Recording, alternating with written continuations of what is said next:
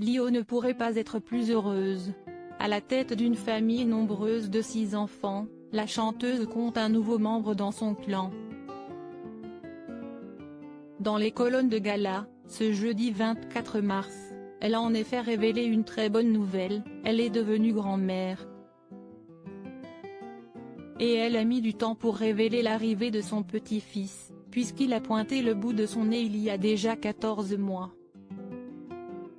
Ce bébé, le fils de mon fils Igor et Pauline, s'y est vraiment de la joie, a-t-elle expliqué à nos confrères.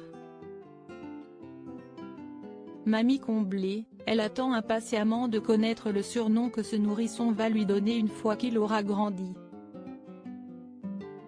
Il a 14 mois, alors je verrai bien ce qu'il choisira, s'amuse-t-elle.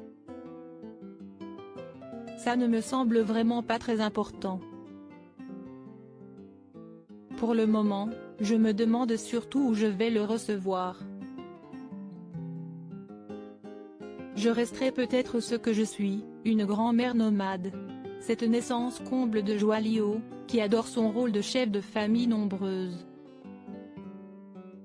Car elle a donné naissance à pas moins de 6 enfants, Nubia, son aîné né en 1987, Igor, le jeune papa né en 1993, Esmeralda, qui a vu le jour en 1995, puis Garance et Léo de sa relation toxique avec Alexisa de Diego, né en 2003 de son idylle avec le producteur Jean-François Le Petit.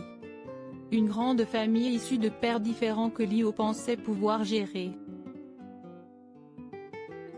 Je pensais que ce serait facile pour eux, à partir du moment où on était dans le dialogue et dans l'amour, d'assumer les frères, les sœurs et les papas différents.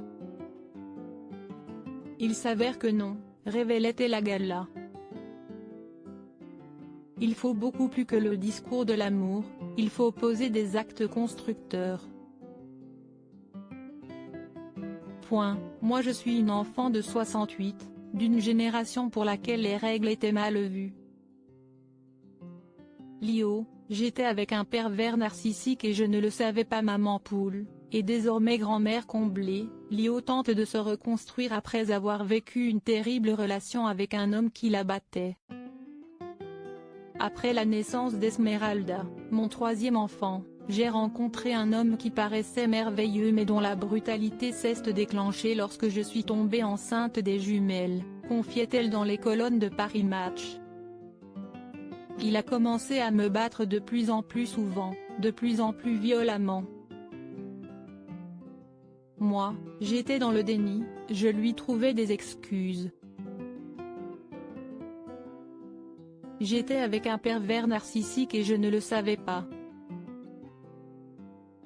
Lio est finalement parvenu à s'échapper des griffes de cet homme, notamment grâce à l'aide de sa sœur, Elena Noguera. Sans elle, sans son regard sur moi lorsque j'étais battue, sans son coup de fil à SOS Femmes Battues, je serais morte.